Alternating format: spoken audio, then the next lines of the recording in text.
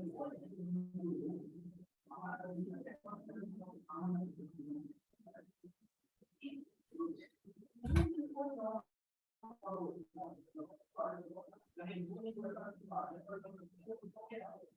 afternoon and welcome all to the third webinar in the tripart webinar series on working together for nature-based solutions. I am Neha Kurian, coordinator of this joint collaboration between UNEP and KILA on nature-based solutions. In the first webinar itself, we had addressed one main challenge the planet is facing now, and that was how do we plug this gap in terms of the funds that are available for addressing land degradation and ecosystem restoration through NBS. And this is exactly what we are trying to answer today in this webinar on financing NBS.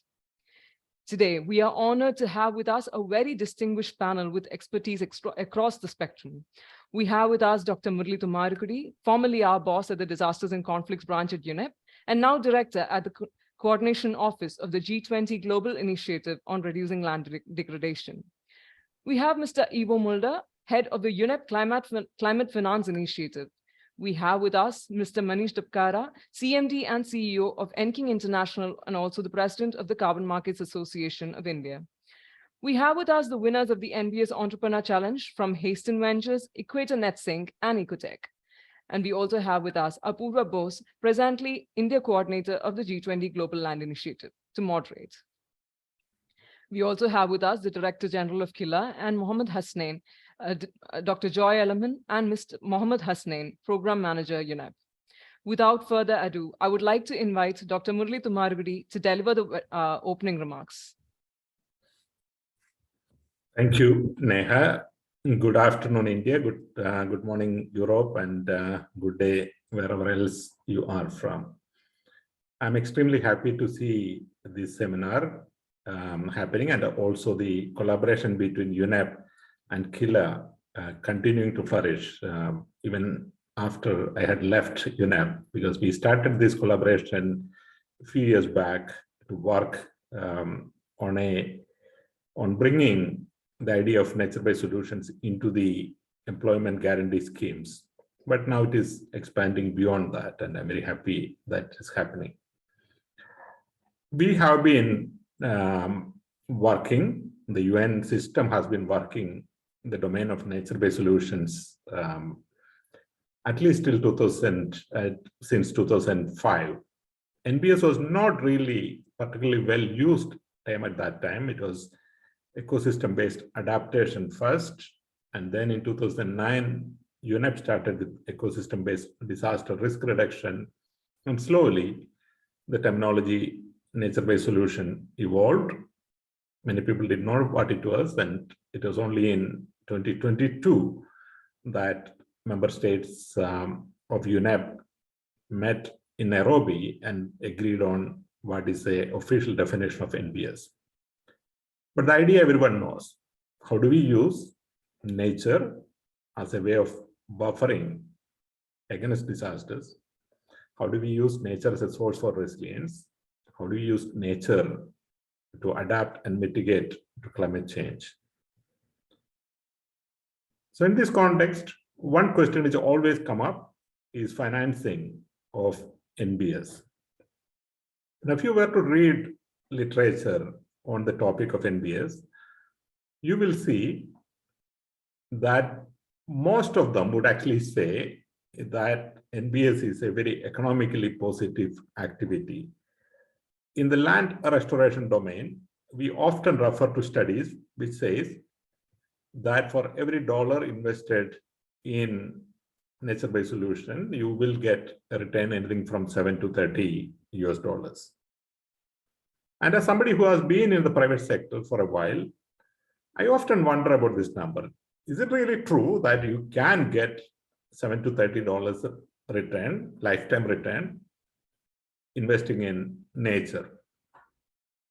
And as I dig deeper into this question, I find that, of course, this 7 to 30 dollar return equation is based upon many intangible benefits.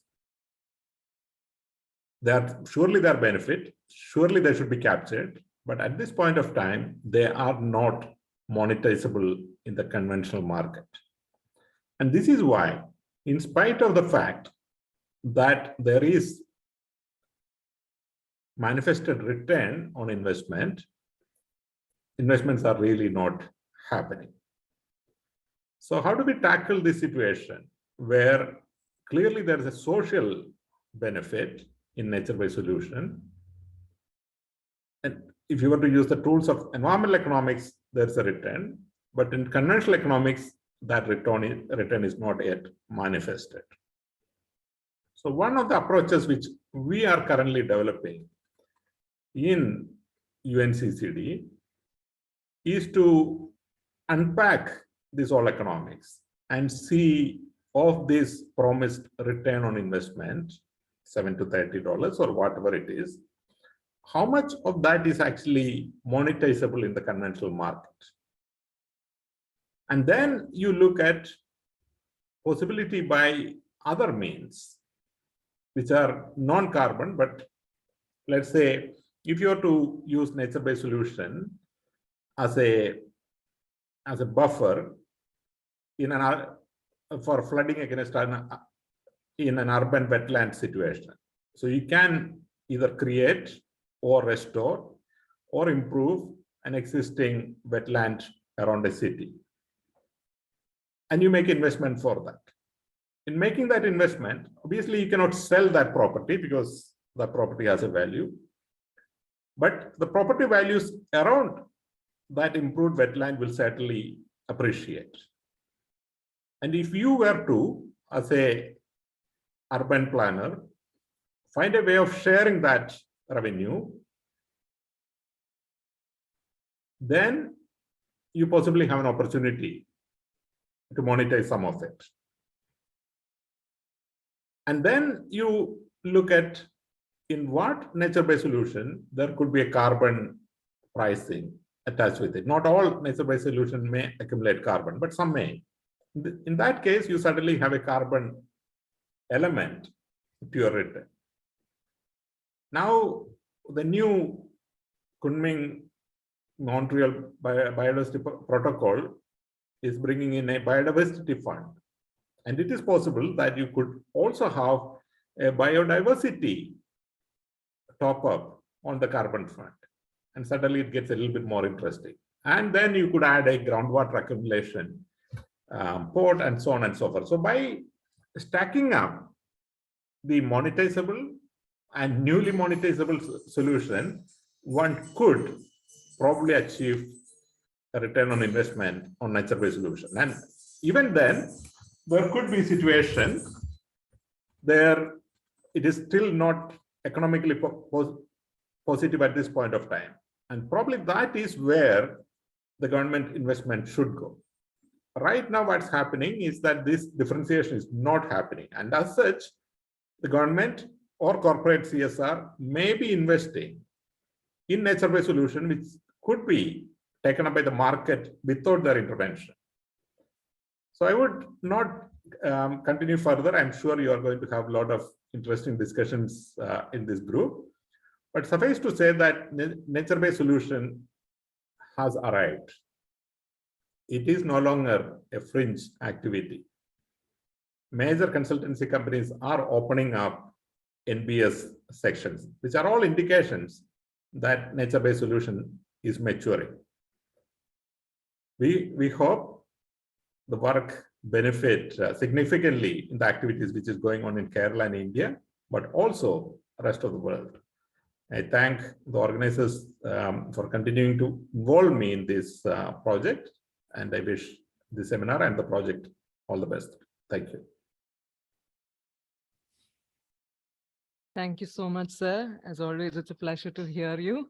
Thank you for your guidance as always. And going on, let me just introduce the moderator, our moderator for the day, Ms. Apurva Bose. Apurva Bose is the India Program Coordinator of the Global Initiative G20 at the UN Convention to Combat Desertification.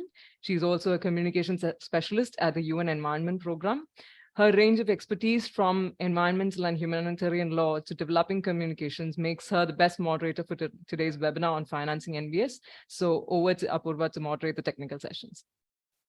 Thank you, Neha, for the lovely introduction, and Murli for the welcome address. It's always a pleasure hearing both of you speak. Good morning, good afternoon, and good evening, everyone. Welcome to the webinar. It's a pleasure being here today and to be able to moderate this session on financing NBS. Today, we have an amazing lineup of speakers who will be sharing their expertise and insights on this topic, after which we will feature the ongoing work of 3 young startups from India selected as part of the NBS Entrepreneur Challenge. Through this webinar, we hope to highlight certain questions, pertinent questions regarding the scope for investment opportunities in NBS, both looking for funding as well as those looking to invest as well. We'll also be talking about carbon financing and the latest trends in investment in NBS. These webinar series, the third part webinar series, were born out of the increased demand from private sector to better understand NBS, private sector as well as other stakeholders as well. And what we've also realized is that there's a lot of confusion around it as well. I'm sure the first 2 sessions answered a few of the pressing questions around it, and I hope this session answers some more. A few house rules for the participants. Please submit your comments or questions in the chat function. The presenter will address them after the presentation. This session will be recorded, so please mute your microphone to avoid any side noise. Additionally, please answer the poll questions to bag a UNEP certificate, and a few lucky participants will also win UNEP merchandises. Now, without further ado, let me introduce the first speaker of the session, Mr. Ivo Mulder. Ivo leads UNEP's Climate Finance Unit, CFO, and oversees a growing portfolio of various initiatives and finance facilities. He has over 16 years of professional experience working for UNEP, private consulting firms, and with non-governmental organizations. Today, he'll be delving into practical solutions to invest in nature for disaster risk reduction. Ivo, the floor is yours. Thank you. Thanks very much, Apurva and Neha and everyone. May I ask the organizers to share the presentation so that I can get started? So today I'll be giving a few practical solutions that my team is working on to unlock private finance. As Murali outlined, there are lots of economic benefits of investing in restoration, trying to reduce the chance of disasters. But those economic benefits are often dispersed, and the difference between the cost that the local community or a farmer incurs and the benefit that, say, the global community receives from investing in restoration or biodiversity conservation is often not balanced in favor of those who are actually protecting and restoring. So what I will do is basically, in the absence of the current economic lack of incentives to invest in restoration and conservation, outline how businesses can be supported. And I'm also looking very much forward to the small and medium-sized enterprises and the businesses who will be joining the panel later. So could I get to the next slide, please? So I think what's at stake, I don't have to remind you, I think this was probably also explained in previous webinars, but these are some examples from the last months. Droughts in Europe that led supermarkets not being stocked with goods because they couldn't go up the River Rhine, for example. Antarctica lost a major ice shelf. California is experiencing, well, now almost annual forest fires, and also the Yangtze River was running dry. So I think both developing as well as developed countries are exposed to ecosystem degradation, land degradation, and the climate crisis. And of course, this is fueling the chances of disasters as well. Next slide. So what I'll do is basically focus on 4 topics. First of all is to provide an overview of what's fueling the risk of disasters and the shift in the economy that's needed. Related to that, a new economic paradigm to move towards factoring in the risk of future disasters in economic and financial decision-making. And then the big focus is going to be on 3 practical business incubators and facilities that the Climate Finance Unit has been setting up. And I would really welcome feedback both during this presentation, but also afterwards. Could I go to the next slide, please? So one of the reasons why UNEP initiated an initiative to track investments into nature-based solutions is that there is quite a bit of information available, how much money is invested in onshore wind, offshore wind, in solar, but there's not that much information available on a year-to-year basis, how much we're investing in, say, nature in cities, in land restoration, sustainable agricultural production, and other forms of nature-based solutions. So we felt there's a need year in, year out to start doing this. We started this in 2021. Last year we had the 2022 report, and this year we'll be focusing on 2023. Could you go to the next slide? So this is in a nutshell what the results are. So you'll see that current investments is in the range of 154 billion. Most of this comes from government budgets and is spent domestically. Most of those government budgets are made available within G20 countries. And private finance flows are around 27 billion.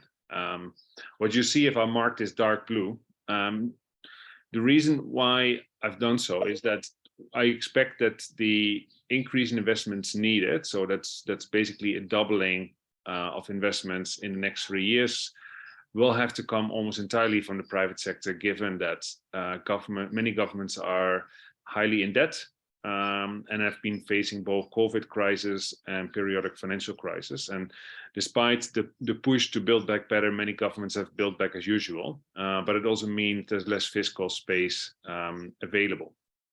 So we do need to more than double investments into nature-based solutions in the next 3 years and move that to close to 500 billion by 2030. How have we calculated this? We've calculated this based on the contribution that nature can have to limit the climate crisis to 1.5 degrees, to move towards land degradation neutrality, and to meet the targets of the biodiversity framework as well. So against that backdrop, we've estimated how much money needs to be invested from what is currently being done.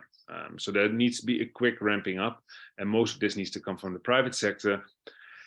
In addition, there's a need to reform harmful agricultural subsidies. We haven't included all agricultural subsidies. We've included only those that are both price distorting and harmful to nature.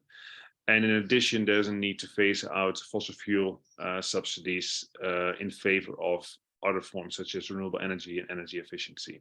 So this is in a nutshell what needs to happen. So a more than doubling by 2025, a tripling by 2030, and a phase out of those flows of both public and private capital on the nature negative side that need to move in favor of protecting nature and the climate. Next slide. And the next one, please. So a new economic paradigm. So at the moment, if you look at the total size of the global economy, it's about $96 trillion and how much money is invested into nature-based solutions and also climate finance, you're essentially talking about pocket money. So those are defining challenges of our times, but nature-based solutions, the investment into it is around 0.2% of global GDP, and climate finance 0.6%. So for things that are fundamentally important for human well-being and living in a stable, prosperous world, I mean, these are not the kinds of investments that we need to see.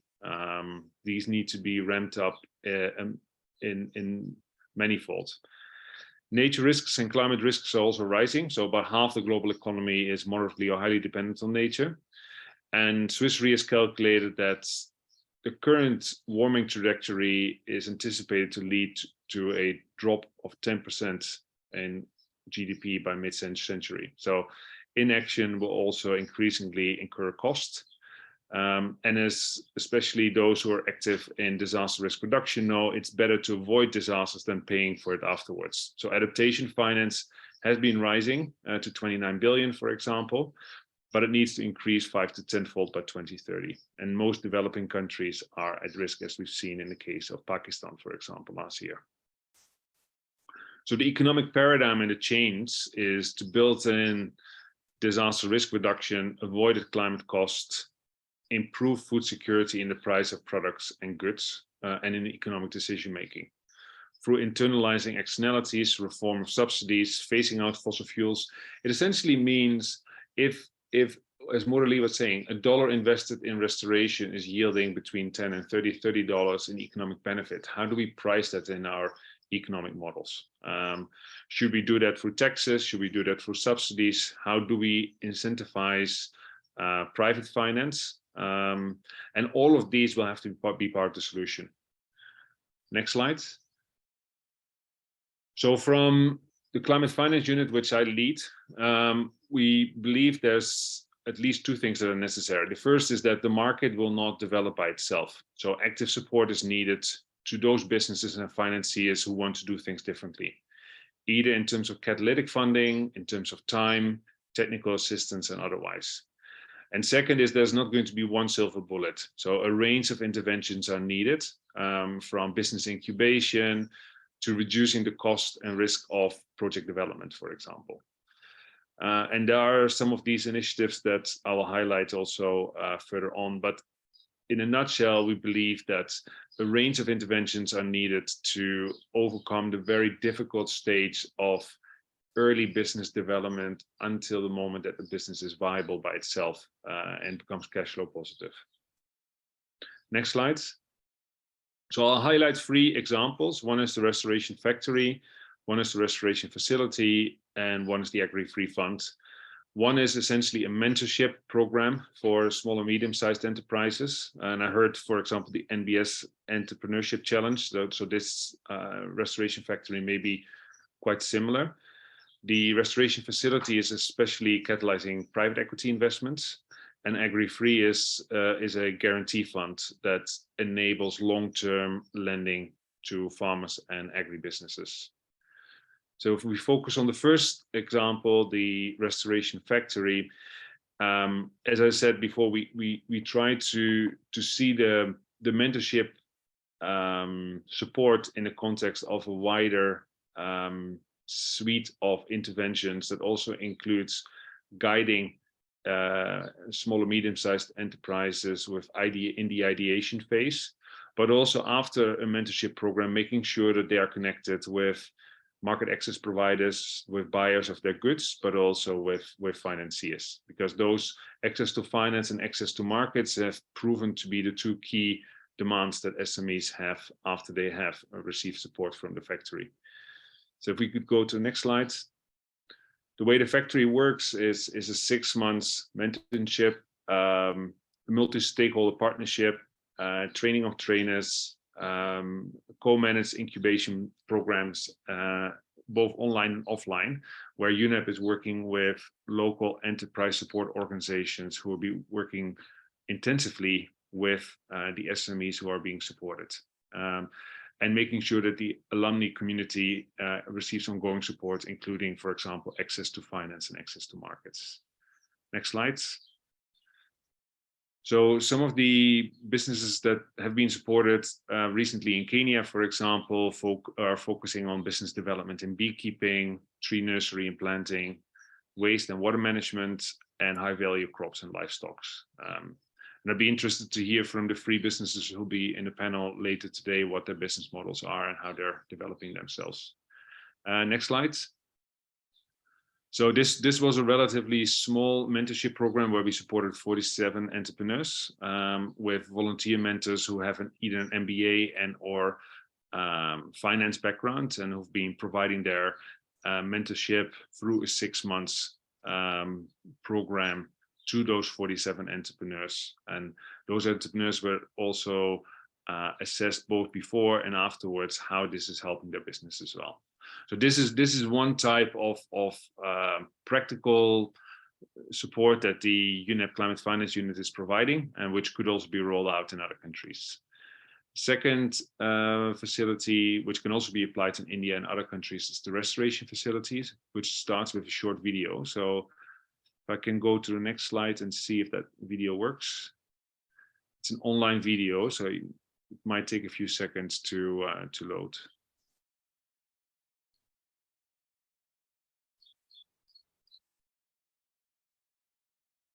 Halting climate change and biodiversity loss requires us to transition urgently to new ways of growing the food and resources we need, while also restoring and protecting the forests we depend on.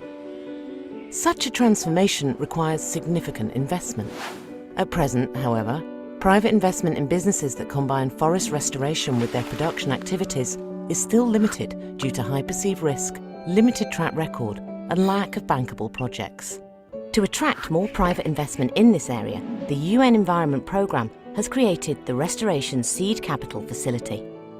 This finance facility will help to direct investments to business models that combine the restoration and protection of forests with sustainable agriculture and forestry, thereby providing a sustainable livelihood for local communities.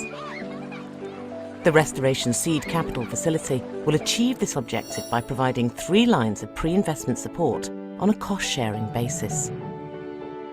The first of these will help fund managers raise new investment funds, targeting activities aligned with forest restoration. The second and third support lines will concern already established funds, whereby the facility will first provide co-funding for early-stage pipeline development and subsequently focus on helping projects reach financial close. This will accelerate the rate at which these innovative solutions get financed, increasing the flow of investments aimed at reversing the loss and degradation of forests, ultimately contributing to humanity's goals of fighting climate change, reversing biodiversity loss, and providing a sustainable livelihood for all. Could I move to the next slide? So we've onboarded 4 fund managers. So if I could, I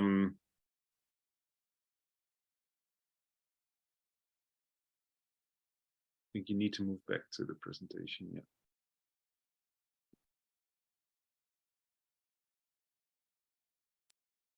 The joy of technology. So to give you an example, so if an Indian impact investor, for example, who wants to raise capital from private investors with a focus on to invest that in forest and landscape restoration in India, they could, for example, seek support from the restoration facility. And what you see on the support line left, on the left-hand side, is we provide up to $750,000 for fund development. It's a reimbursable grant which needs to be repaid if the fund manager is successful in reaching first close of the fund. So say the fund manager who is focusing on one specific province in India is targeting a first close of 50 million and they achieve that, then they will have to repay. If they are unable to reach first close, then it's a sunken cost. In other words, we write it off. And it's up to 50%, which means that for every dollar that we provide, at least $1 will have to be put in by the fund manager as well. If a fund has received capital and it's at least first close and moves to the investment phase, then we provide up to $2.5 million for both pipeline and project development support. So 1/3 is pipeline support, covering up to 50% of, say, travel costs, feasibility studies. And then 2/3 of the support is essentially a credit line that helps close deals. So this facility has been in operation for about a year. We've so far onboarded 4 impact investors, and the facility is basically open to any impact investor who is seeking support for any of these free support lines, as long as it focuses on forest and landscape restoration. So that this is the second type of active support that we provide. You can see it essentially as catalytic funding in the pre-investment stage phase. That is the most difficult one, and where we've essentially told donors that using taxpayers' money to crowd in private finance in this way is a very economically efficient way of catalyzing this new type of economic paradigm that I mentioned. The third example that I'll highlight, and then I'll close shortly, if I can move to the next slide, is the Agrifree Fund. If you could move to the next slide. So it's essentially a guarantee fund. So it provides guarantee. So it was set up by ourselves, by UNEP, by Rabobank, and by others.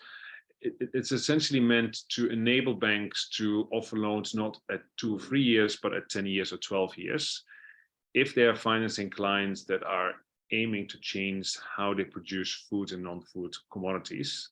with a key focus on improving rural livelihoods, nature protection, restoration, and climate.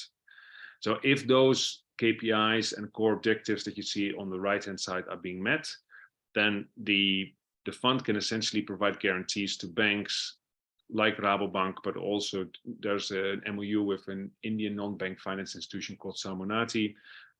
There are MOUs with other MFIs, microfinance institutions, and others as well, to essentially take away some of the risk when they're financing farmers or SMEs who want to do things differently, but whose either credit history or business model doesn't fit a typical what a typical bank is willing to finance. So the fund is there to take away that kind of risk that an MFI or a commercial bank or a development finance institution is unwilling or unable to cover. The fund aims to issue about $1 billion in private capital by commercial banks and MFIs and DFIs. And so far, the fund has issued about 80 million. It's been in operation for about 2 years. And if we do manage to get enough other banks on board to do the project origination, then I do believe that we are able to achieve that $1 billion target. Can I move to the next slide, please? So the way it works is essentially the fund is providing guarantees to commercial banks and MFIs. In addition, it can also provide technical assistance to projects as well. For example, for monitoring and evaluation and other kinds of costs that a bank is unable to finance. Next slide. So these are some businesses that have been financed by Rabobank in Brazil. They're both medium and large type farmers, but I've seen the pipeline and there are deals being closed in Nicaragua, in South Africa, and also in India.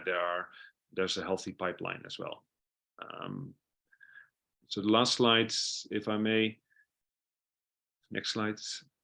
So this is kind of a summary. So what you see on the left-hand side is the change in capital flows that we need to see both in the climate and nature space, moving from say 150 to 154 billion in nature-based solutions to at least a tripling by 2030. On climate finance, it needs to increase also between 4- and 8-fold. And at the same time, there's an urgent need for governments and businesses to phase out those kinds of public and private finance flows that are harmful to nature and climate. And unless we change that current economic trajectory, there are large insurance companies that have calculated that a significant part of global GDP may be at risk. And if you look at India, for example, which is I think the most populous or second most populous nation on the planet, how it's facing water scarcity, climate resilience in the primary sector, which is extremely important for the Indian context, then finding and catalyzing new business models, the ones that I've showed, I think is extremely important also for India and other countries in Asia Pacific to grow. With that, handing back to you, Apoorva. Thank you, Ivo, for shedding light on how investments can be done in NBS and also practical solutions on how businesses can be supported. Presenters are also requested to please keep to the time schedule so we can wrap up on time. Now, moving on to our next speaker, Mr. Manish Dapkara. He is the chairman and MD of EKI Energy Services, a leading carbon credit developer and supplier across the globe. He founded EKI in the year 2008 with an objective to lead companies worldwide to a future of net zero carbon emissions. Today, he'll be speaking on carbon finance for nature-based solutions. Over to you, Manish.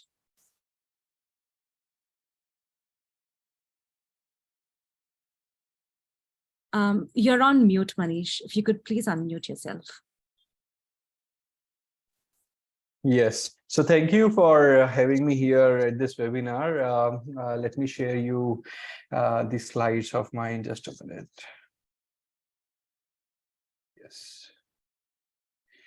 Are you able to? That means my screen got shared. Yes, all good. Okay. So today my topic is carbon finance for nature-based solution activities. Uh, So I'm from Inking International. We are one of the world's largest carbon credit project developer based at Indore, India. Today I'm going to cover what is carbon credit, although many delegates may know about the same types and history, but quickly I will do cover so that for the delegates who are joining for the first time, they will get the complete picture about what is carbon credit, types and history. Why carbon finance is required for the nature-based project activities, and what is the importance of investing into the NBS-based projects. Who does it? Carbon financing, NBS, that means what are the rates, what are the formats, carbon mechanisms, carbon credit mechanisms or programs and standards which are there in the present market. The subsidiary of ours, which is called as Amrut Nature Solution Private Limited. Ultimately, at the summary, I will do cover what is the market size into our nature-based solution activities, both at the international and the national level.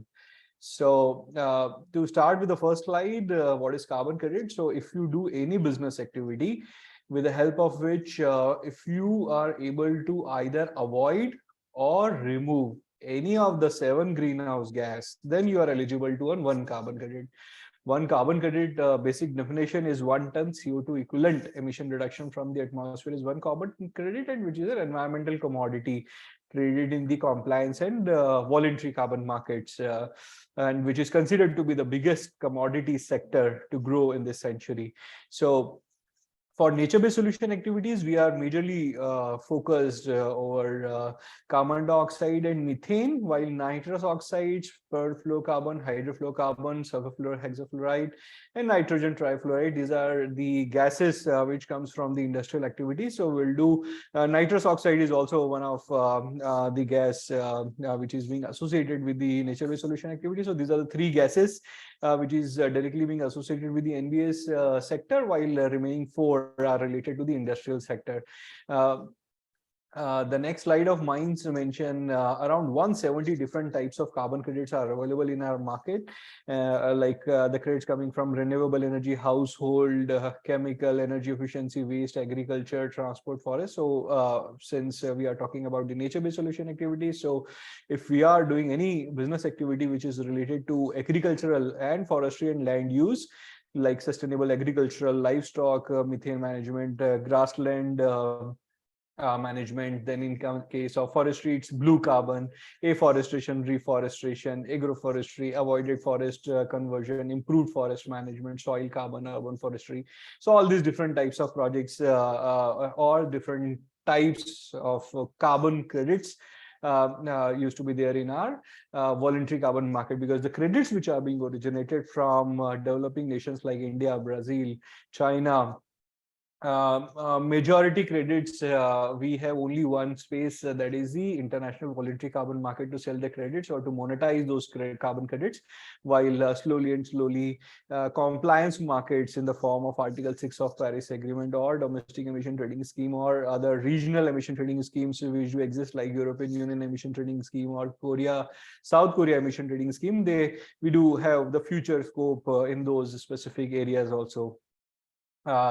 Majorly, carbon credits can be divided into 2 categories. One is the avoidance of emission of greenhouse gases and removal of the greenhouse gases. So in case of NBS sector also, we do have 2 different types of carbon credits. One is avoidance based and another one is a removal based. So RED plus or major agricultural activities used to get covered into the avoidance-based credits, while removal-based credits means the credits which are being originated from afforestation, reforestation projects. So this is the history of the international carbon market, which is being started from year 1992 with the formation of United Nations Framework Convention on Climate Change. Then during 1997, Kyoto Protocol came into the picture. Paris Agreement was implemented during 2015, and during 2021, this agreement came into the force. So we do have 2 different markets. One is the voluntary one is the compliance. Compliance is also of 2 types. driven by the international agreements or treaties. And because of the second type of compliance market is because of the compliance schemes or the domestic emission trading schemes which are being implemented because of the implementation of law. Like in India, we do have Energy Conservation Act 22 that had been passed during last December 22, and so that is that should be categorized under the compliance domestic schemes, while the international agreement do drive these treaties. While the voluntary markets are there, where various different standards do exist, like ACR, CR, majorly based at USA, gold standard, VCS, VCS Red Plus. These are the international standards, although ACR and CR also their credits are being internationally accepted, but majority 90% market share in our NBS category comes from this VCS and GS programs. Then why finance NBS now? Why it is very important for the projects coming from nature-based solution activities is the a lot of infrastructure around the world gets exposed to the climate change effects, and nature loss would accelerate definitely in the coming years. NDCs of the countries are likely to shift public and private investments towards building more climate resilient infrastructure. And if you see the last 2 points, which are the most important one, is the credits which are being originated from nature-based solution activities. They are of high quality because such kind of projects do support local communities, biodiversity, climate, and various direct or indirect 17 SDG goals are being supported because of such kind of projects. While the credits, specifically removal-based carbon credits, which in the present scenario, we do have only 2 options to get the removal-based carbon credits. One is from the nature-based solution activities, and another one is the technology-based credits, like carbon sequestration projects, technological based. So the removal credits which are being originated from nature-based solution activities are fully aligned with net zero emission goals under the Paris Agreement, which had been signed by all the nations and various corporates. And since technology is not feasible, that is why financing NBS is very, very important in the present carbon markets. Around 98% carbon credits are being originated from avoidance-based category.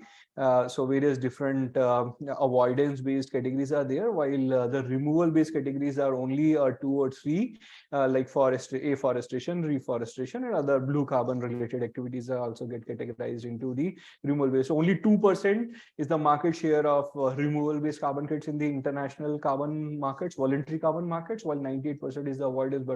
But as we align ourselves to the Paris Agreement, definitely this 2% should become 98% in next 5 to 20 years. So that is how the voluntary carbon markets is getting aligned, and definitely the compliance market will do align in the same fashion. This is the professional procedure for any carbon credit project.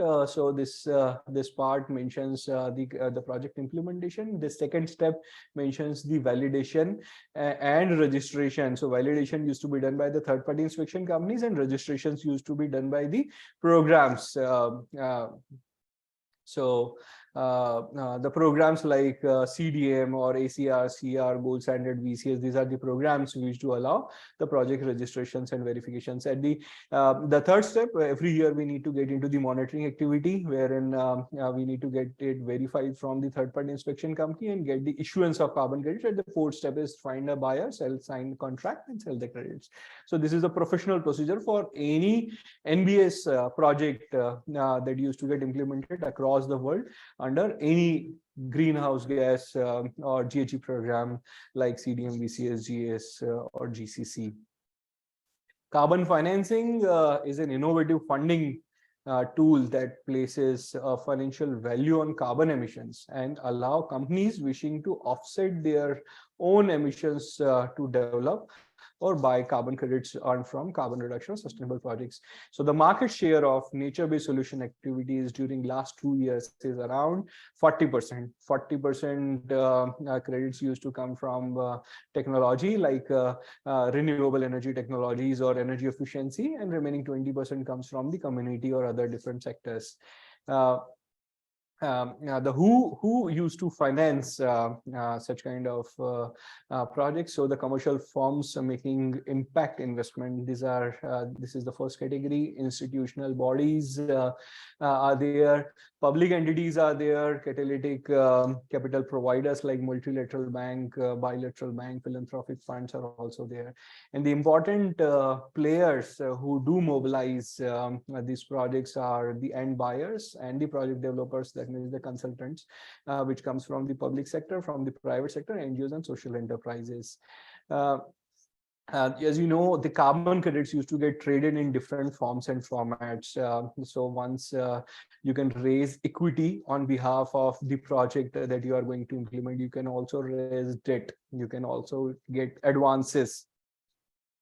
So this is like the pre-funding once before the registration of the project. But once a project is being registered, we can sell the credits in the form of spot market and in the form of forward market. In the present carbon markets, during last 7-8 years, to get the finance in the form of debt, equity, or advances is very, very tough. While forwards, we may be able to find few deals, while most of the credits used to get traded under spot contracts or the OTC model, over the counter model, and the rates are ranging between 5 to 30 USD. So if you go for removal based credits, specifically blue carbon mangroves, for example, then you would be definitely able to get $25 to $30, while depending on the quality of the project, the credits which are being originated from avoidance based and having very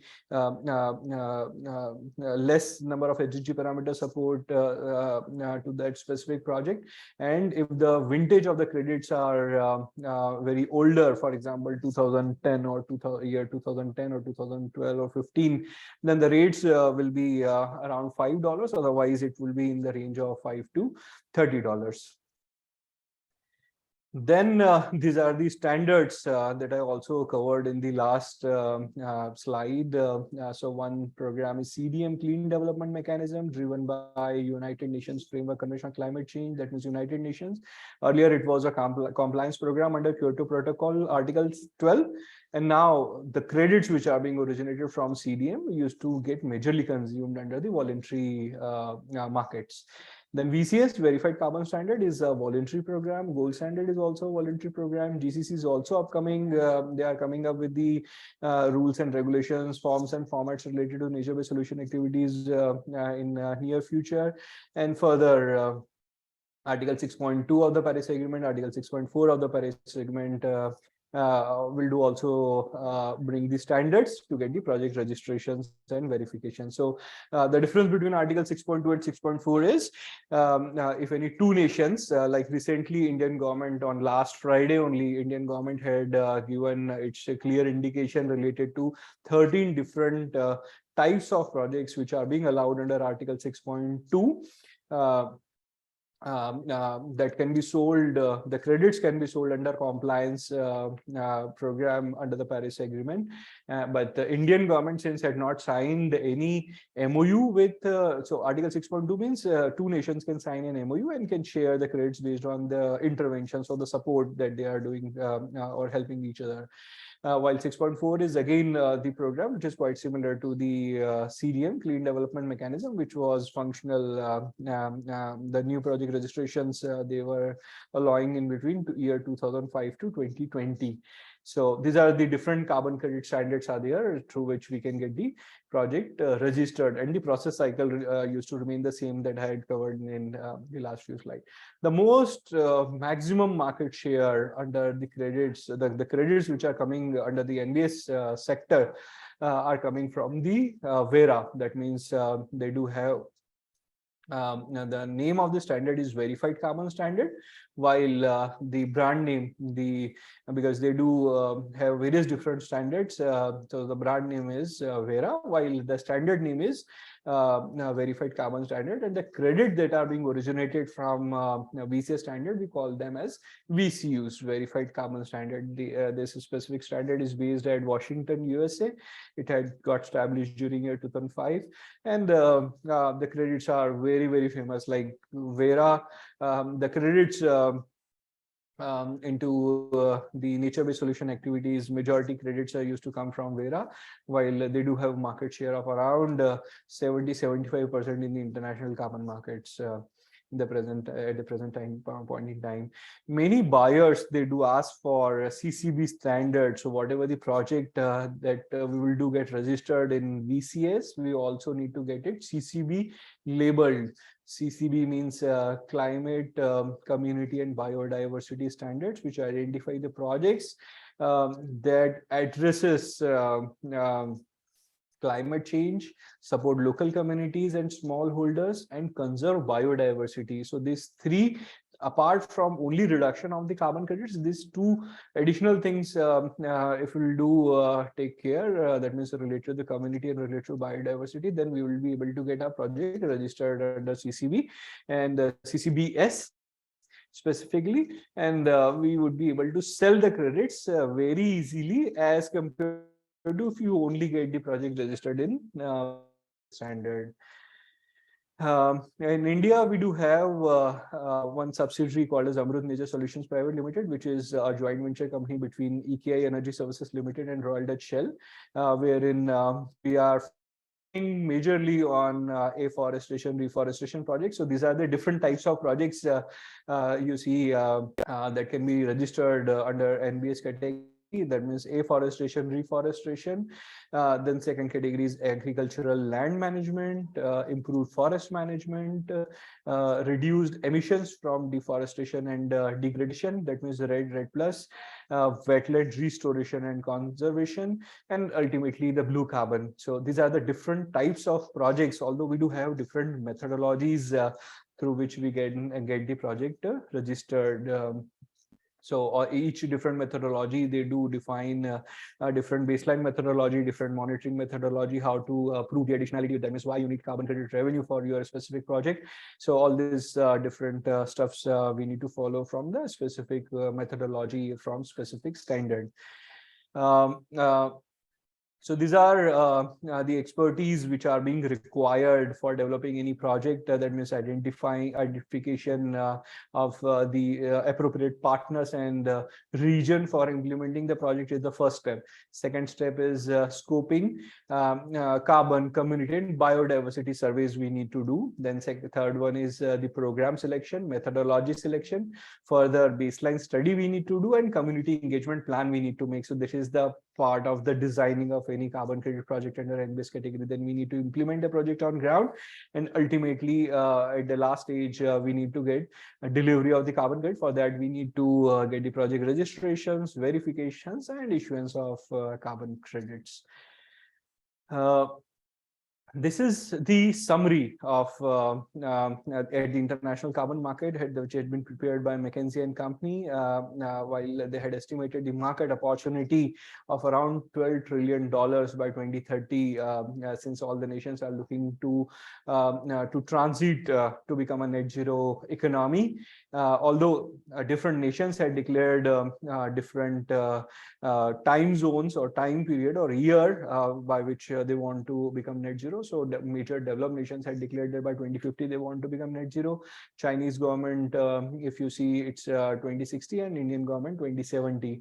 So by 2030 only, it had been estimated that the carbon management, agricultural and land use, this is the market size of the investments that will that is being required, and that will definitely mobilize through different channels. So it's ranging in between 100 to 150 billion US dollars in next 7-8 years.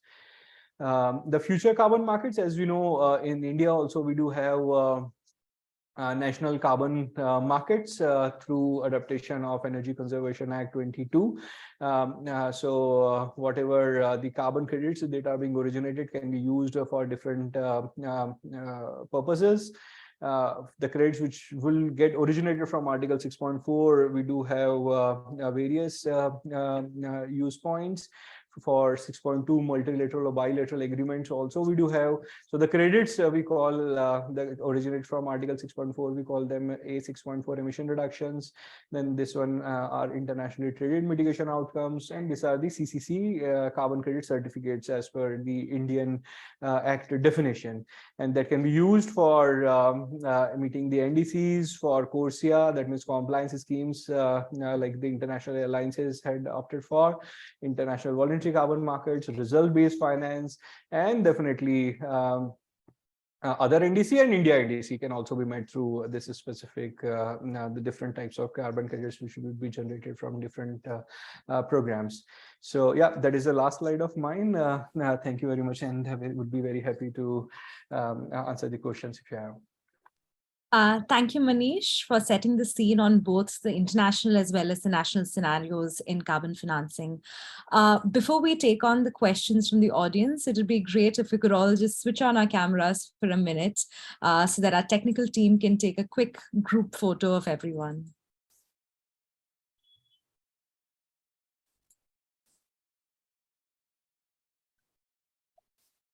Neha, you can perhaps let me know when the technical team has taken the picture.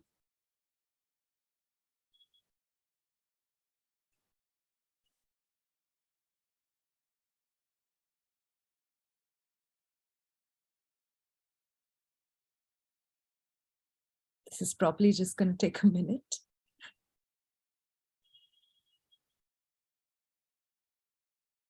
It has to be taken on different screens to cover everyone, so it's just going to take a couple of minutes. Thank you, Neha.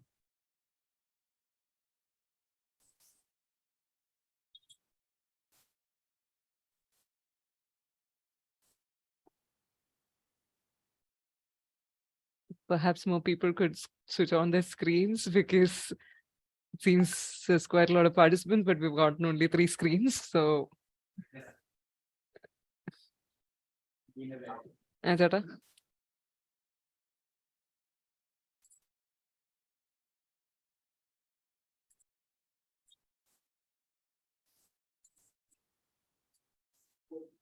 Done. Thank you, Neha. Thank you, everyone, for being able to, or letting us take the picture. Now, Neha, if you could just post the post-poll survey question in the chat box. All the participants are requested to kindly take the post-poll survey questions. And again, you will be receiving the certificate only if you finish the post-poll survey. And some of you, a selected few, will also be receiving merchandises from UNEP as well. This is just going to take 2 minutes of your time. So grateful if you could please fill out the post-poll survey questions.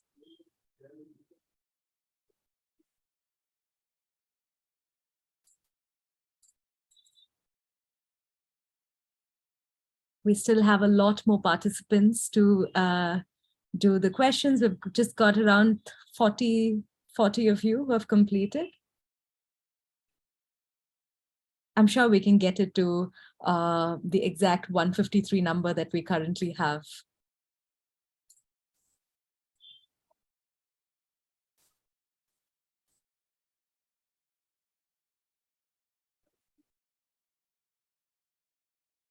I think we're past the halfway mark. We've reached around 75 participants who have completed the post-poll survey.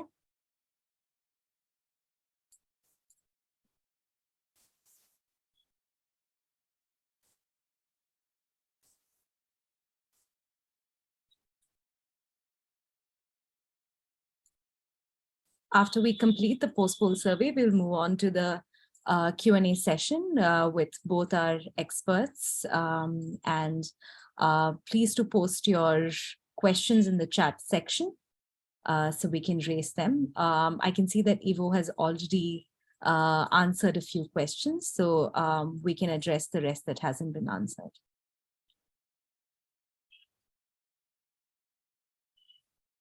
can see that we're almost there.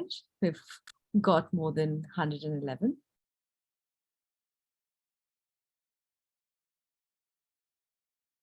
Neha, just let me know when you'd like me to move on to the next section. It's still coming in. One sec, Apurva. Just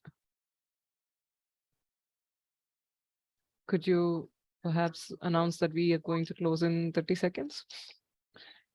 We've just got 30 seconds to complete the post-poll survey. Again, you're going to get a certificate, and a selected few will also get UNEP merchandises, but only if you complete the post-poll survey. Thank you.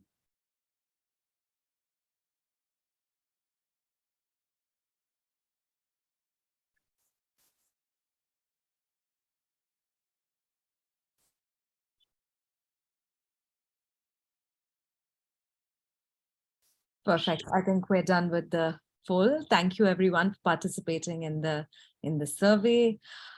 Moving on to the question and answer session, we had, of course, received a slew of questions right from the start. Thank you so much for sending in your questions. And thank you, Ivo, for already answering a few of the questions posted in the chat function.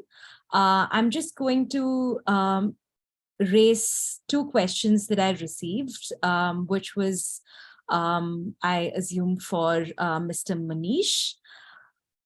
This was a question that was raised by Delilah. If there's a go-to response to the recent report on Vera, which critiques its legitimacy for verifying credits. Seems like this is a growing issue spreading to South Pole too. Really interested in knowing the industry response. Manish, the floor is yours. Yeah, actually, whatever the coverage that had been done, that I do personally think was not well anticipated or not well addressed. We do have proper the methodologies to determine the baseline, to determine the monitoring methodology, to determine the additionality. So in my personal view, there is no any issue or concern, because many stakeholders they had raised why the carbon market should be there, why the credits originated from renewable energy, which should be considered auto additional, because that are being implemented in the larger pace in the present point in time, should not get the carbon finance. Similar is the coverage that had been done by a few stakeholders related to the nature-based solution activities. Few are covering related to the greenwashing that the buyers are doing. That means they are not doing anything related to the reduction of the emissions at their organization level, and they are just buying the credit. So at various different points in time in our carbon market during last 14-15 years, various concerns had been raised by different stakeholders, but we do firmly believe that there is no any problem related to the registrations and issuance of the carbon credits originated from various different sectors. Thank you, Manish. We're getting a few other questions as well. Perhaps I can raise this with Ivo. What are the new trends in decarbonization pathways for the Asia-Pacific region? Perhaps you could raise this question, Ivo. It's a very tricky one. What I found interesting from COP26 that took place in Egypt was a massive package of, I think, 20 billion that was agreed with the Indonesian government to phase out the use of coal and other forms of fossil fuel-based energy generation. I think both the fact that it was focused on one country and a significant size that involves different NDBs, I think is extremely key. To my understanding, India is also heavily reliant on coal use for electricity generation. So I think one trend is to see if the Indonesian example would be applied to other Asian countries, including India. The second is I would expect, also to Murali's point, a growing interest in nature-based solutions, not because I believe from a vested interest perspective, but simply because nature is so much under pressure and people are looking to see how to produce food and agricultural commodities, but do so in a way that is more climate resilient and cognizant of the fact that nature needs to be protected in a world where more and more people live. And I think that is something that's going to be key for so many Asian countries, from India to Vietnam, being a major rice producer, to Indonesia and Malaysia for palm oil. So I think the combination of nature, climate, and say food, and what kind of economic models and how they can be applied to both smallholders and bigger businesses is I think another major trend that we'll see happening. Thank you, Ivo. We're getting a lot of questions on the carbon credit market specific to India. So one of the questions for Manish from Alok is, how do you see the future of domestic voluntary carbon market credit in India? Yes, so Bureau of Energy Efficiency under Ministry of Power is going to govern the domestic carbon markets, and as per the draft policies that they have issued, they have mentioned that for the initial 3 years up to 2026, the market would be voluntary in nature, and afterwards it will get converted into the voluntary plus mandatory for different some specific sectors, and voluntary for the remaining sectors. So definitely, since India is the third largest greenhouse gas emitter, and to decarbonize, to achieve net zero goals by year 2070, this specific emission trading scheme under Energy Conservation Act 22 is going to play a major role. And definitely the Indian sellers, as you know, would be having different options to sell the credits in the domestic voluntary markets, international voluntary markets, domestic compliance market, international compliance markets originated from the schemes like CORSIA, maybe EU ETS, maybe Article 6.2, 6.4. So there are various different options apart from domestic carbon market that will be there in near future, in between 2 to 5 years timeline. Thank you, Manish. And we're going to take 2 more questions. So the next one, please feel free to chime in, whether it's Ivo or Manish who would like to take on this question. It's from Abhishek. Is NBS already a part of specific Indian national schemes which we can utilize to drive the implementation? Or does it have to be driven from the DRR and climate action schemes? Maybe over to you, Manish.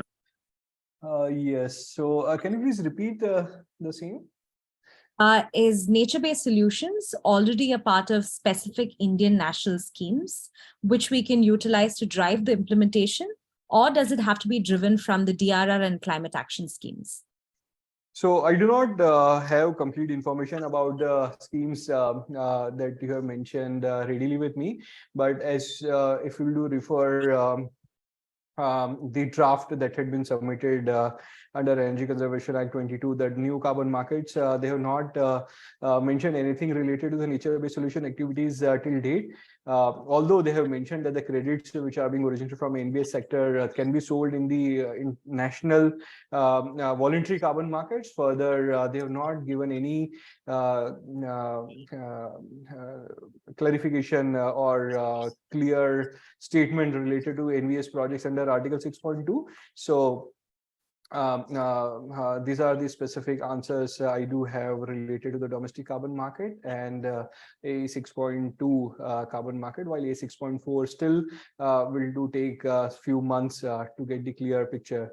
While in the international voluntary market, whatever the credits which are being originated from any sector in India can be sold very easily, no problem at all. Ivo?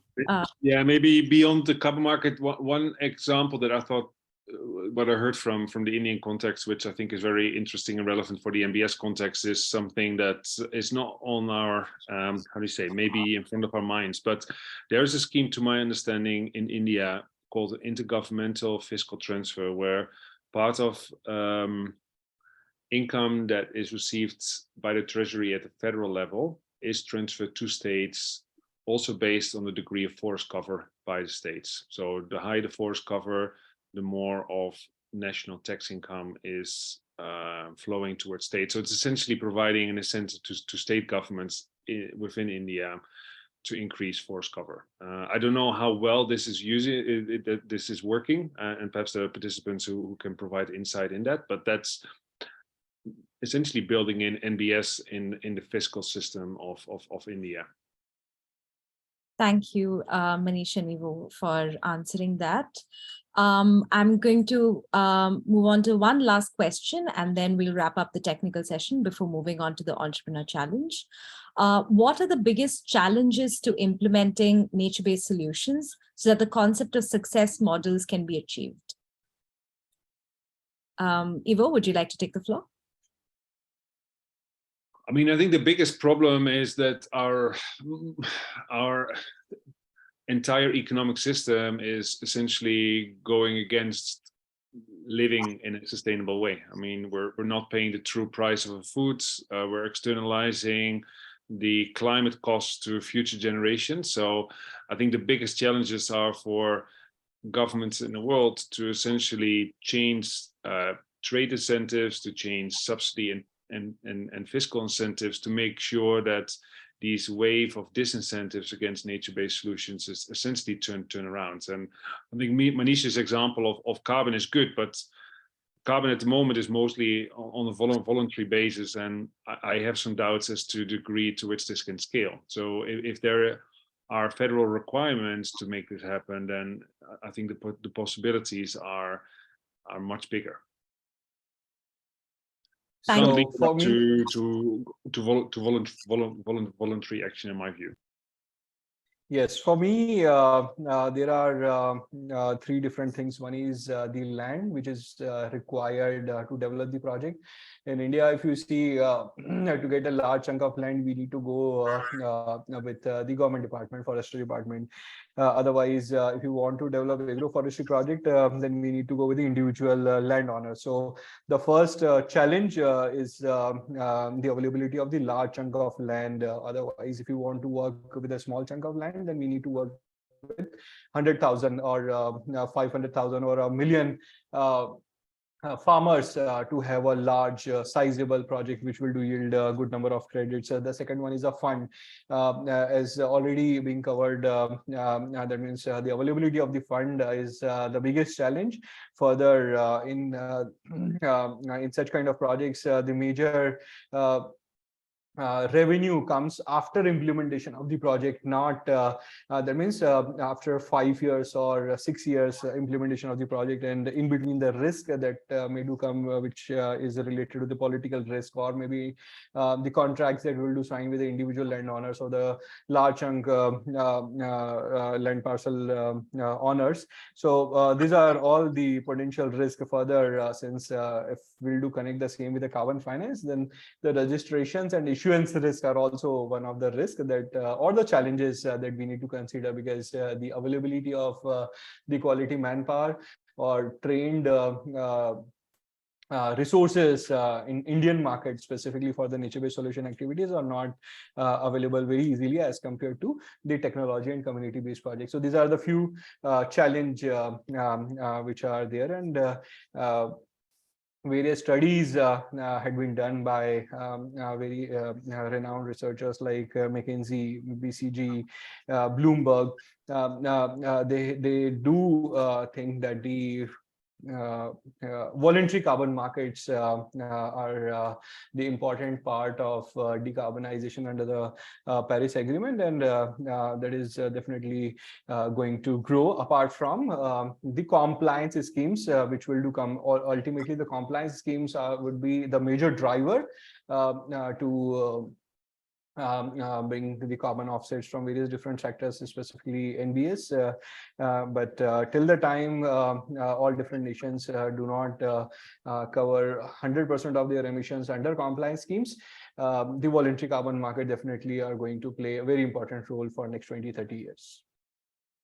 Thank you, Manish and Ivo, for answering that. And thank you, everyone, for sending in the questions. Again, it was extremely engaging, both the presentations and the discussions. These topics are, of course, extremely pertinent to not just the private sector, but also other stakeholders as well, and the growing interest around nature-based solutions, carbon financing, and investing in nature-based solutions. So thank you so much for being a part of the session. Moving on, we have the last segment of this webinar, where we have 3 amazing teams selected as part of the NBS Entrepreneur Challenge. I'm going to quickly introduce our 3 entrepreneurs, and we're going to jump into a quick panel discussion, discussing their work and the projects that they're a part of.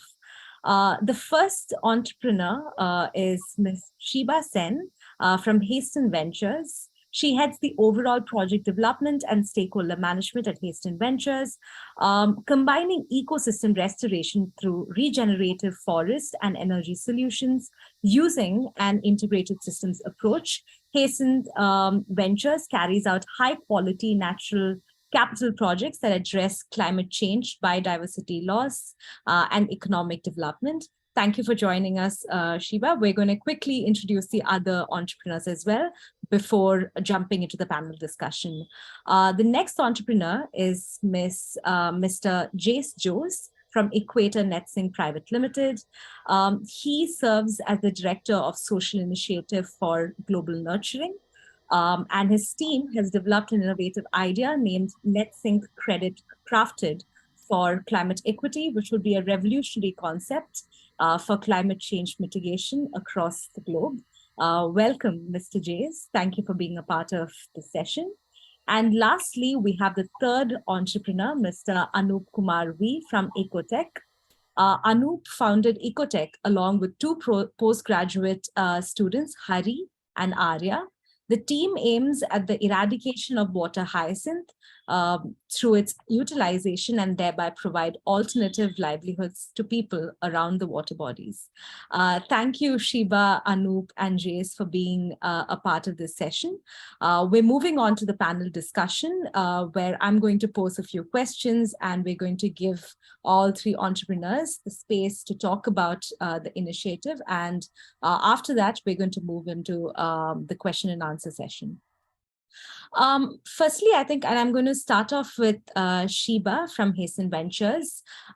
Could you tell us a little bit more about what the company does and how it's linked to nature-based solutions, eco-restoration, and the climate crisis? The floor is yours, Shiba. Sure. Thanks, Apurva, and hello, everyone. I'm really honored to be part of the group here.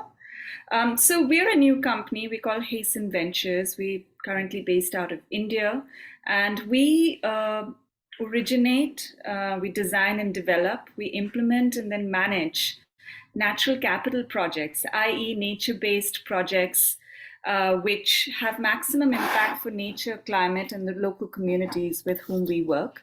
So we are a project developer in this NBS space, and the typical solutions and interventions that we work with in our programs is afforestation, reforestation, agroforestry, regenerative agriculture. So there's sort of a lot of themes that Manish and Ivo were talking about today are really part of our projects. And we're currently based, our projects are based out of India, and we have also worked on smaller projects in Africa so far. Thank you, Shiba. Jace, the floor is yours.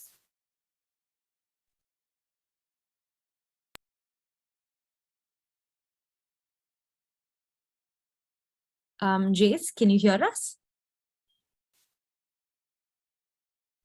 Yes, can you hear me now? Yes, yes. Hi everyone, my name is Jace Jose. I'm the co-founder and director of Equator NetSync Private Limited. And Equator NetSync is an Indian startup visualized to achieve net zero target with climate equity around the world by 2060. So climate change has become a global concern over the last decades.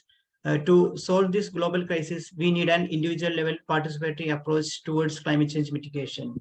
So basically, we are solving 3 problems. The first problem is climate change mitigation efforts are in peril due to lack of clarity regarding responsibilities and burden sharing. And the second problem is currently there is no mechanism in climate change mitigation efforts to support the people who are meticulously keeping carbon sinks. And the third problem is there is no mechanism to address climate change through a bottom to top level approach and in a participatory manner. These are the 3 problems, and here we come with the solution NetSync Credit crafted for climate equity. So basically, net sink credit is the carbon credit along with the additionalities owned by the individual, household, communities, governments, and institutions after reducing their carbon footprint along with the inclusive wealth approach.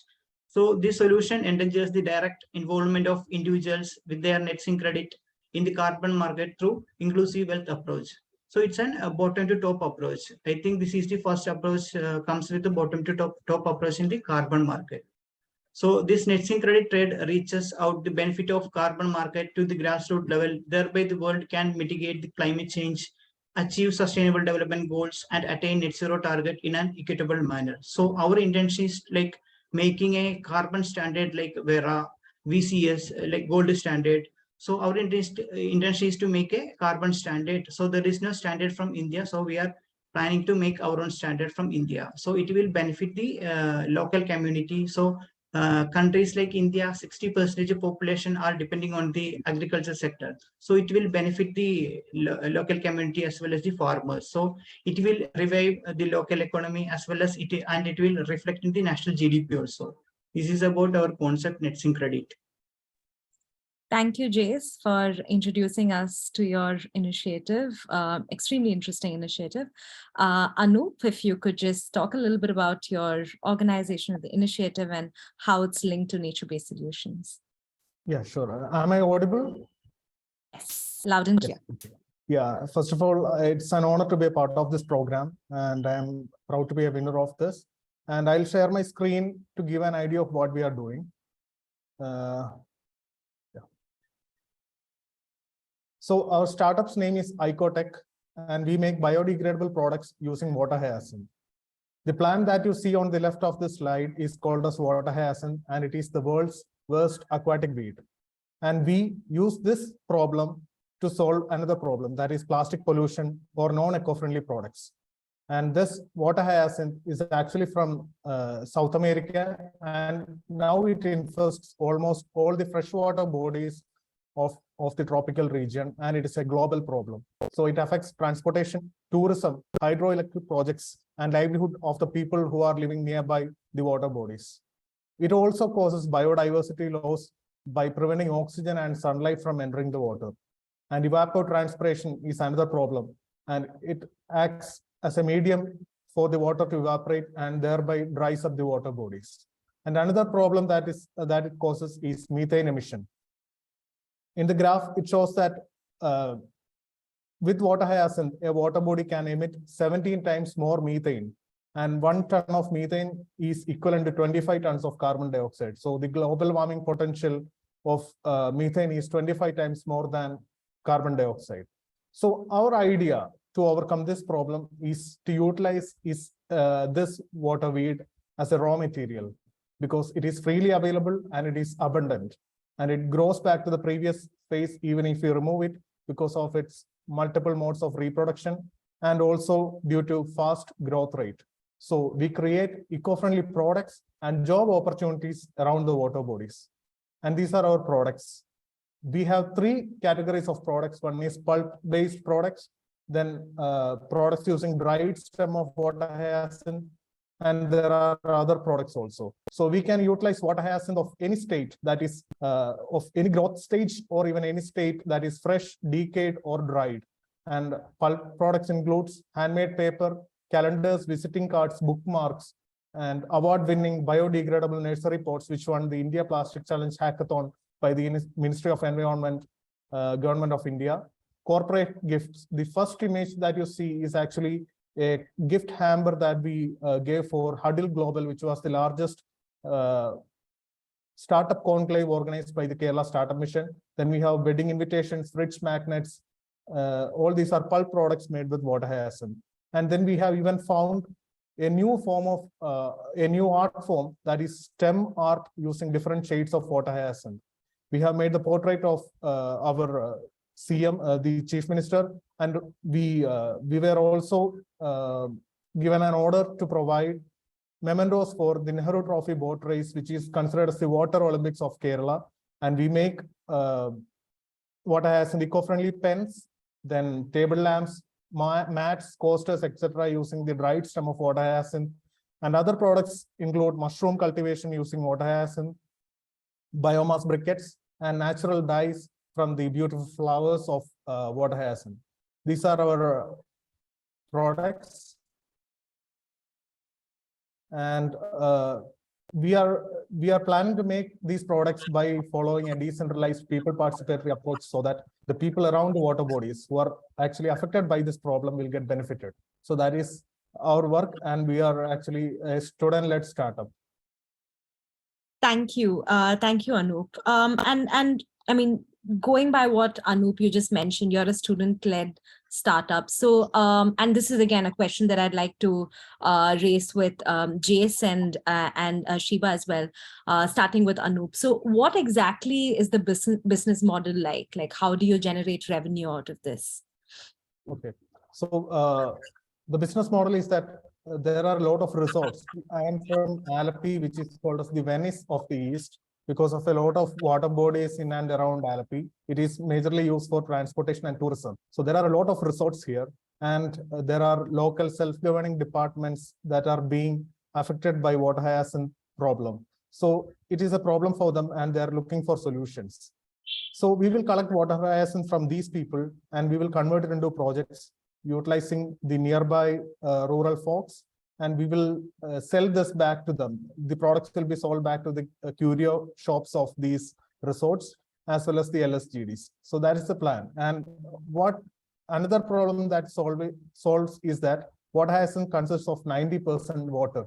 So if you transport it to a longer distance, so that means we are actually transporting only 10% of the material that is available. So we can solve two problems and provide alternate livelihood and additional income to the people. So that's our idea. And this can also generate income through rural tourism, and community development is also a part of this. And all these technologies are simple rural technologies. And this is actually designed for the rural folks with any kind of education, with any state of mind or physical status.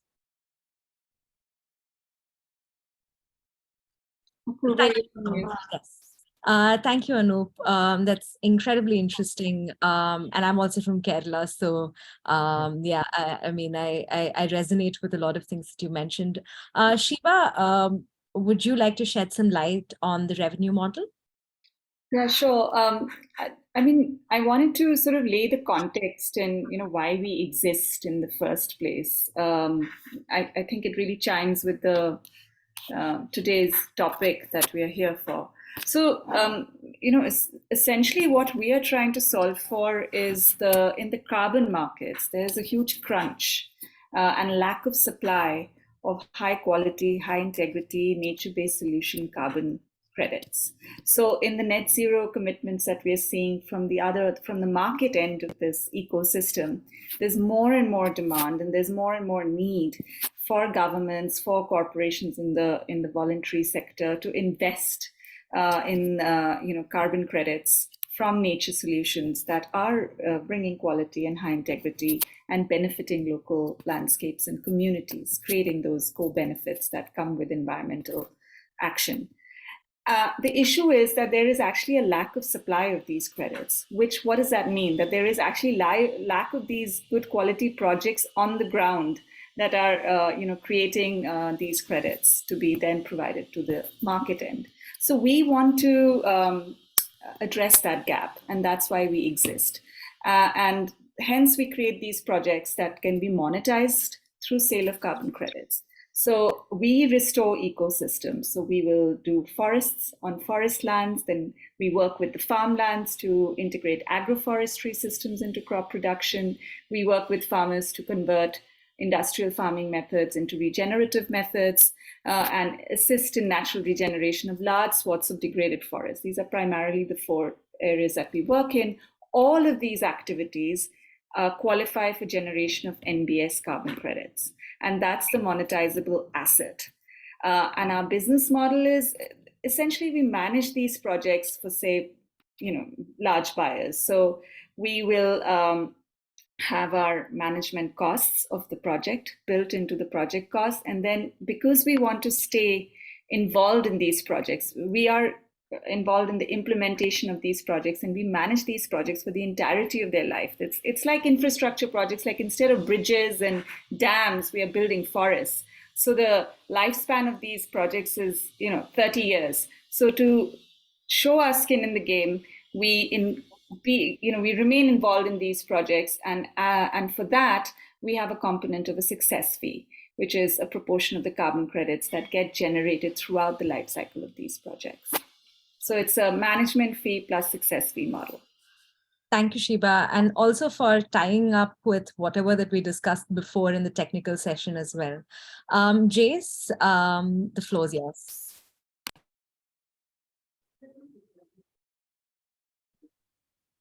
So actually, we know that the carbon credit has a market value with the standard potential. So our business is for 5 years, and after the contract, the seller can continue or hunt for the other credits as per their need and wish. So we are collecting the carbon credits from the farmers as well as the individual. So it's a business for 5 years. So after the contract period, they can continue or they can hunt for the other credits as per their wish. And our revenue is from the service charges. We are charging some 35% service charge from the total amount. So this is our mainly business model, and these are the main some highlights are there for netting credit, and we are ensuring climate equity, inclusive wealth, and local to global market, and it will revival the local economy. And we are ensuring net zero emission, and we are supporting NDCs, India NDCs, and it's a revenue for government. So in India, the people are depending on agriculture. The more like 60% people are depending on the agriculture. So it will comes to the farmer, like grassroots level. So it's an implementation of like carbon market, grassroots level carbon market implementation.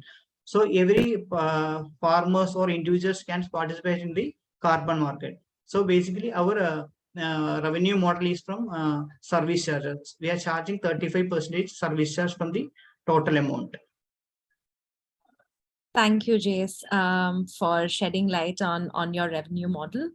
I mean, one last question, for discussion would be, and this is because a lot of young, startups or entrepreneurs might be on this call. How do you really scale up these ventures? Because this is something a lot of startups fail to understand. And what are some of the key challenges you faced for scaling up your venture, and how were you able to overcome these bottlenecks? And Shiba, we could perhaps start with you. Yeah, thanks, Apurva.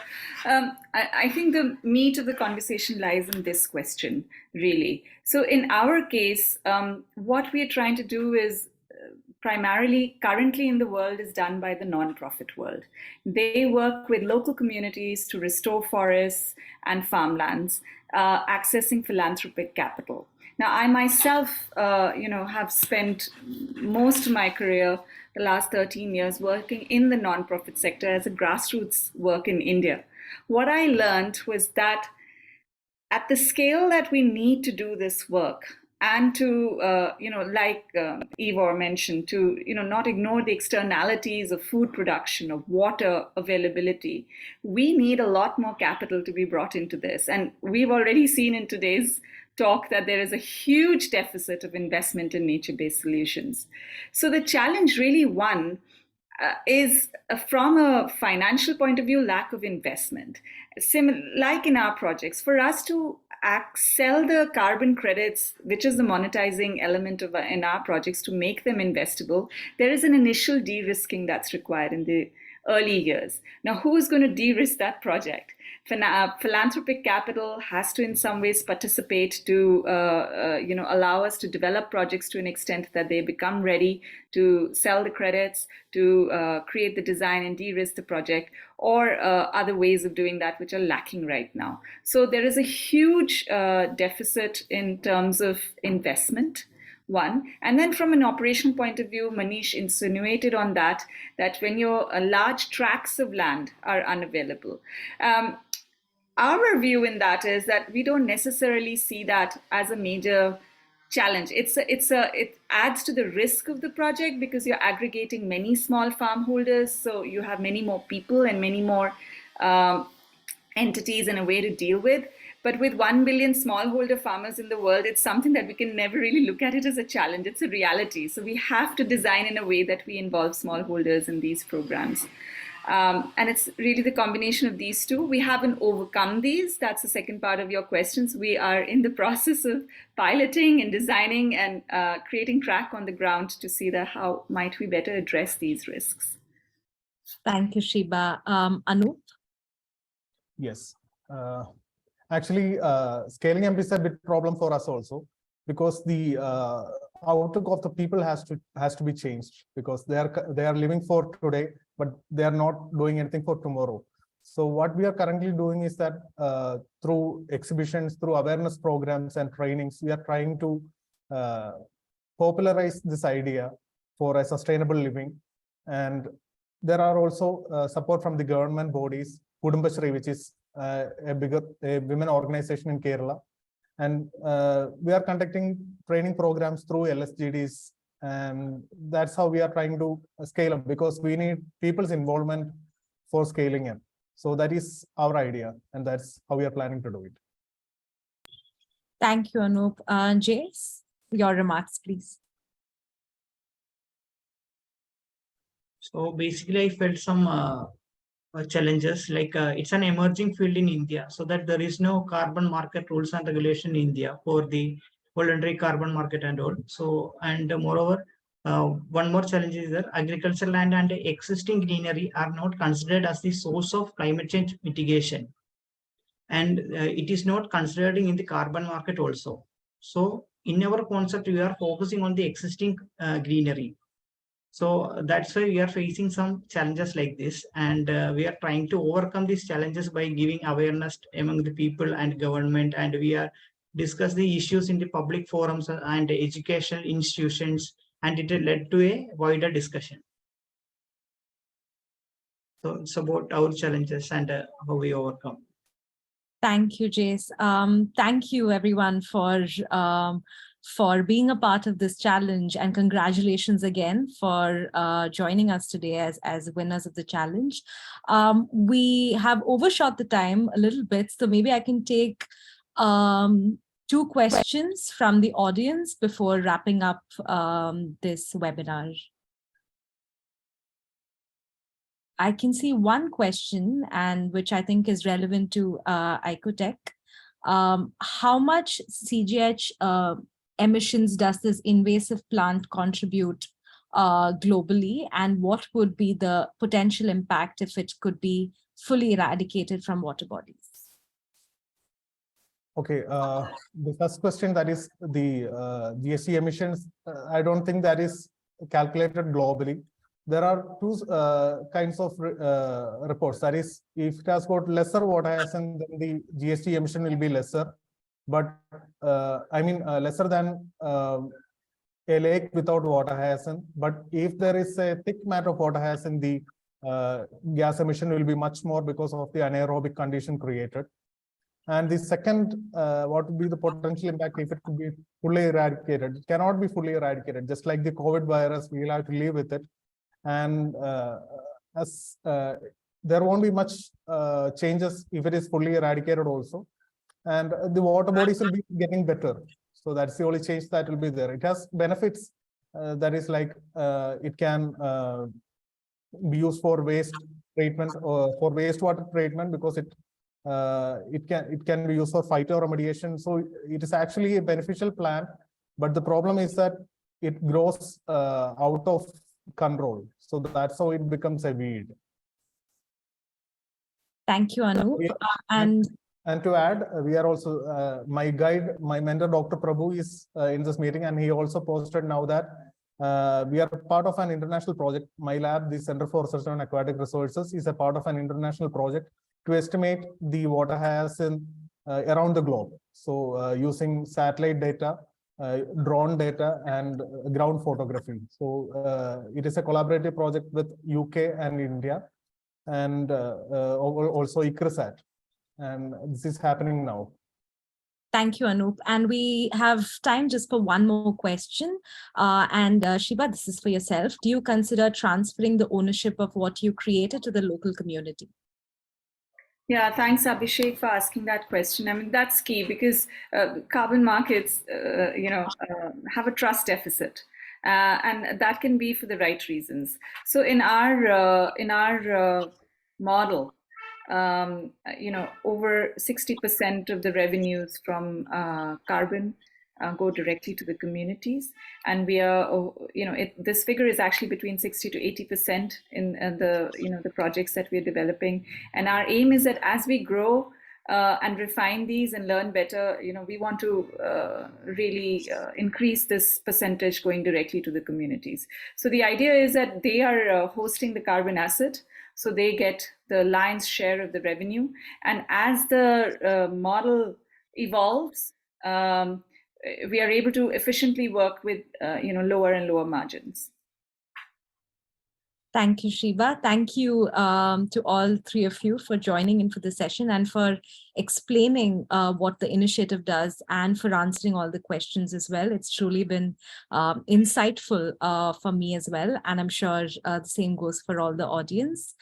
As I said, there is a growing interest from various stakeholders on financing and investing in NBS. And I'm certain this webinar has been able to address some of the questions around it.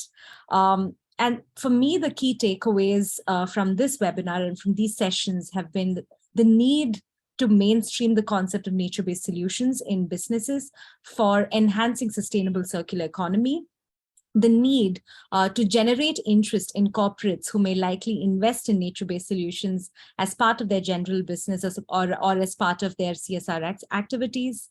And as some of you mentioned, the need to synergize and have productive exchanges between private and public sector for pushing forward smarter narratives such as these.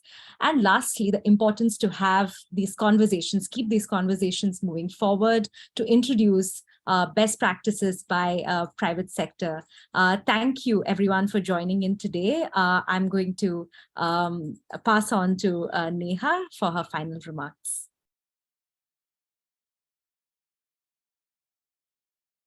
Thank you, Apurva. And before I go into thanking everyone in closing, I just want to mention the names of those who have been selected to receive the UNEP merchandise. As mentioned, we have selected from the pool of participants who have been with us for all three webinars and as well as taken our polls. Thank you so much. You do help us with assessing our webinar for reporting purposes. I am just going to post the names in the chat, and please know that we will reach out to you directly with further details. So the names are there now, and coming back to my thank you. So thank you so much, everyone, for joining in today for the last webinar on financing nature-based solutions. Especially thank you to all our speakers, Ivo and Manish for keeping everyone on the edge of their seats. I think today's video will be a reference video for everyone who attended today for a long time. And Murli sir also as always, for setting the context so beautifully. Our three entrepreneurs, Shiba, Anup, and Jace, so much experience. We're so happy to have had you here with us and sharing your experiences, your challenges, the opportunities for future young entrepreneurs. I really don't think that you guys are that junior, that young startups. Really, you guys have so much experience. So thank you so much for your inspiring words. And Apurva, of course, for being such a good moderator, fluidly connecting our topics. I really feel we have ventured into such a growing field in India and globally today, and many more engagements will definitely ensue from this discussion today. I would also like to take a moment to thank all the speakers who had joined us for the previous webinars as well. And also, I would like to thank everyone who has been instrumental in making this webinar series a success.